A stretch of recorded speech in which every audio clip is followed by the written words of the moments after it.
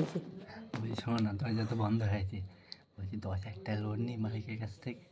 কেন?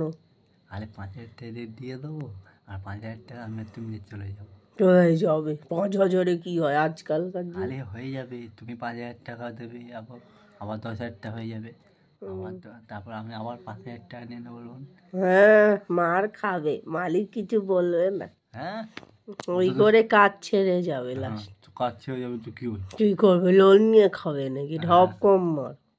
আমি ভেবেছি এটা ভাবছি। না না কি না না, না, সব শোনো করতে না, আরে ও মালিকের কাছ থেকে বোকা বানানো যাবে, ওনার কাছে সব 10,000 টাকা বলছি, আর ওর তো আরো 30-40,000 টাকা লোকে মেরে চলে গেছে, তো তখন তো না, ছেড়ে আমি দিবি। কি করবো? না না, ওসব করো না, কাজ চলে গেলে মুশকিল হয়। তখন তুমি না খাওয়াবে। না। হ্যাঁ, তখন তুমি খাওয়াবে। ফল কি হয়েছে? সত্যি। হ্যাঁ হ্যাঁ। হুম? না 10,000 টাকা, 10,000 টাকা, আর কি 10,000 টাকা। সিরিয়াস বলো সব। সিরিয়াসই তো বলছি।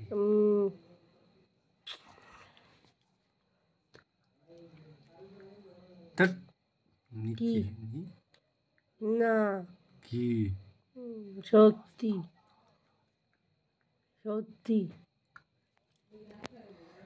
হ্যাঁ, হ্যাট। বোকা বানালে। মিথ্যে না, সিরিয়াসই 10,000 টাকা নিচ্ছি।